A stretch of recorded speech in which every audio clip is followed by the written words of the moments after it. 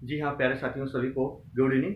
जितने भी हमारे विद्वान साथी हैं, विषय बहन हैं, सभी को मैं अपनी तरफ से और जितेंद्र क्लासेस की इस ऑनलाइन कक्षा की तरफ से मैं बहुत बहुत तहे दिल से आभार व्यक्त करता हूँ। प्यारे साथियों, आइए जुड़ जाइए अपने बिंदु के साथ। हम सभी लोग उस बिंदु पर आज आपसी वार्तालाप चर्चा पर चर्चा करने वाले हैं। याद रखना, विशेषोक्ति अलंकार। विशेषोक्ति अलंकार क्या होता है प्यारे साथियों? सबसे पहले मैं अलंकार की बात करूं। कुछ हमारे विद्वान साथी या विषय बहन कहते हैं, प्रिय मित्र कहते हैं, सर अलंकार बहुत कठिन होता है या टफ होता है। प्यारे साथियों, आज मैं फिर इस बात को लेकर आपके सामने मुखातिब हुआ हूँ या बता रहा हूँ। अलंकार ही नहीं, हिंदी व्याकरण का समस्त बिंदु या कोई भी बिंदु हो, हर बिंदु कठिन या टफ नहीं हुआ करता। उसको हम अपने अनुसार कठिन या टफ बना देते हैं। हमारे मन में, हमारे मानस पटल में वो भ्रम हमेशा के लिए जड़वत हो जाता, स्तंभित हो जाता है और हमेशा के लिए वही भ्रम हो जाता कि अलंकार कठिन है। नहीं प्यारे साथियों, कठिन कोई चीज़ नहीं होता। यदि आप डेली उस बिंदु पर कार्यरत हैं तो वही चीज़ जो कठिन होती है वही सरल लगने लगती है। प्यारे साथियों, याद रखना प्यारे साथियों, कभी ऐसा नहीं होता। आप अपने भाई के ऊपर भरोसा करो, आपका मित्र जब तक उपस्थित है तब तक कोई भी चीज़ कठिन नहीं होती। याद रखना, यदि आप जितेंद्र सर के साथ जुड़े रहोगे तो तहलका मचाओगे, मेरी गारंटी है। आइए हम अपने बिंदु पर बात करते हैं। विशेषोक्ति अलंकार क्या होता है प्यारे साथियों? विशेषोक्ति और विभावना में थोड़ा सा अंतर होता है। याद रखना, विशेषोक्ति अलंकार उसे कहा जाता है जहां कारण होते हुए भी कार्य ना हो। जहां कारण होते हुए भी कार्य ना हो उसे विशेषोक्ति अलंकार कहा जाता है, और जहां बिना किसी कारण के ही कार्य हो जाता है उसे विभावना अलंकार कहा जाता है। जी हाँ प्यारे साथियों, तो आइए हम विशेषोक्ति पर बात करते हैं। याद रखना, सबसे पहले हम कहें एग्जाम्पल, मैंने यहां लिखा, ऊसर बरसहि तृण नहीं जामा। जैसे जो ऊसर होता है, जो बंजर भूमि होती है, जमीन होती है, उसमें कितना भी वर्षा होती है, कितनी भी वर्षा होती है, याद रखना उसमें एक तृण, एक तिनका भी नहीं उग पाता।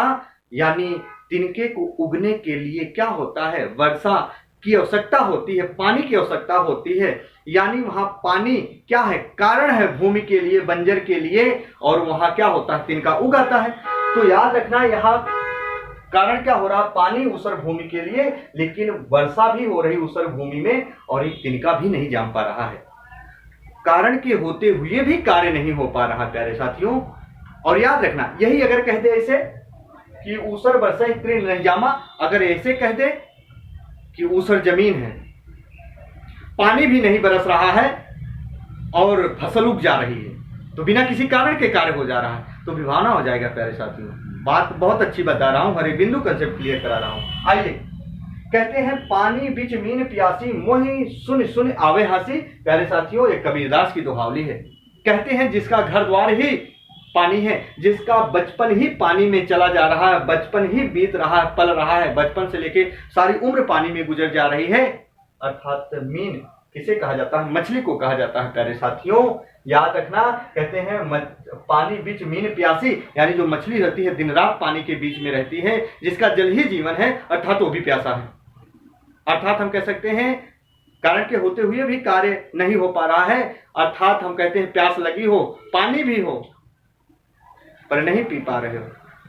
याद रखना, मोह सुन सुन आवे हंसी, अब हंसी आएगी ही। प्यारे साथियों, एक चीज याद रखना, जैसे हम कहें, कुछ हमारे विद्यार्थीगण अभी नहीं समझ पाए होंगे इसका एग्जाम्पल। तो जैसे हम कहें, मान लीजिए हमारे घर परिवार में क्या होता है, 4 व्हीलर होती है, बाइक होती है। अब 4 व्हीलर बाइक है, उसमें डीजल या पेट्रोल भी है और गाड़ी को ड्राइव करने वाला भी, ड्राइवर भी है, लेकिन कहीं जाना है तो जा नहीं पा रहे हैं। तो सब कुछ होते हुए भी कार्य नहीं हो पा रहा है। बात समझ गए होंगे प्यारे साथियों। तो चल जरा देखो, फिर कहते हैं फूलहि फलहि वेत, यद्यपि सुधा वर्षहि जलद।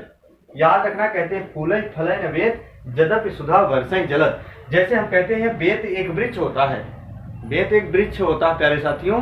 याद रखना, वो वृक्ष क्या होता है, उससे फर्नीचर वगैरह बनाए जाते हैं। तो कहते हैं फूलहि फलहि वेत, यानी बेत एक ऐसा वृक्ष होता है जिसमें कितना भी पानी डालो ना तो उसमें फल आएगा ना तो फूल आएगा। कहते हैं यद्यपि सुधा वर्षहि जलद, अर्थात अगर बादल सुधा यानी अमृत रूपी वर्षा भी कर देना तब भी उसमें कोई फल और फूल आने वाला नहीं है प्यारे साथियों। कहते हैं मूर्ख हृदय न चेत, गुरु मिलहि मिरच सम।